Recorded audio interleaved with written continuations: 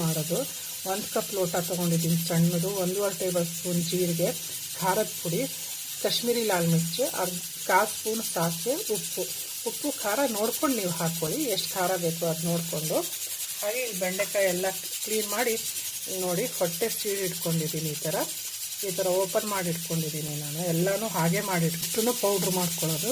Mixie ಜಾರಿಗೆ ಹಾಕ್ಕೊಂಡು ಎಲ್ಲ ಜಾರಿಗೆ ಹಾಕ್ಕೊಂಡಿದ್ದೀನಿ. ನೈಸಾಗಿ ಪೌಡ್ರ್ ಮಾಡ್ಕೊಳ್ಳೋದು. ಪೌಡ್ರ್ ಮಾಡಿ ಹೊಟ್ಟೆ ಸೀಳಿದ್ದೀನಲ್ಲ, ಈಗ ಸ್ಟಫ್ ಮಾಡೋದು. ಆಮೇಲೆ ಫಿಶ್ ಫ್ರೈ ಮಾಡ್ದಂಗೆ ಮಾಡೋದು ಅಷ್ಟೇ, ಇನ್ನೇನಿಲ್ಲ. ಸಿಂಪಲ್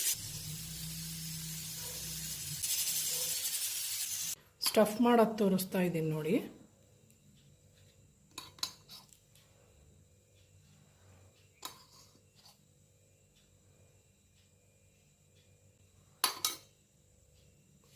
ಆಗಿದೆ ಬೆಂಡೆಕಾಯಿ ಎಲ್ಲ. ಈಗ ಫ್ರೈ ಮಾಡೋಣ ಆಯಿಲಲ್ಲಿ. ಜೋಡಿಸೋಣ ಇದ್ರ ಮೇಲೆ.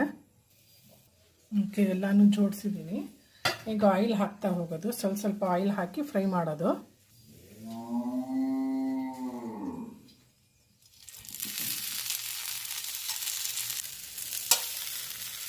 ಎಲ್ಲ ಈ ಥರ ತಿರುಗಿಸ್ಕೊಂಡ್ರಿ, ಟರ್ನ್ ಮಾಡ್ಕೊಳ್ಳಿ, ಚೆನ್ನಾಗಿರುತ್ತೆ. ಎಲ್ಲ ಟರ್ನ್ ಮಾಡಿದ್ದೀನಿ. ಈಗ ಇನ್ನೊಂದು ಸತಿ ಆಯಿಲ್ ಹಾಕ್ತಾ ಇದ್ದೀನಿ. ಇದು ಹಾಗೆ ಒಳಗಡೆಯಿಂದ ಬೇಯ್ಕೊಳ್ಳುತ್ತೆ ಕೂಡ, ಬೇಯಬೇಕಲ್ಲ, ಹಿಟ್ಟೆಲ್ಲ ಹಾಕಿರ್ತೀವಲ್ಲ ಸ್ಟಫ್. ಓಕೆ ಗೈಸ್, ಈಗ ಗ್ರೀನ್ ಎಲ್ಲೆಲ್ಲಿದೆ ಸ್ವಲ್ಪ ಆ ಕಡೆ ಟರ್ನ್ ಮಾಡ್ಕೊಳ್ಳೋಣ. ಈ ಥರ ನೋಡಿ ಫ್ರೈ ಆಗಿದೆ. ಈಗ ಆಫ್ ಮಾಡಿದ್ದೀನಿ.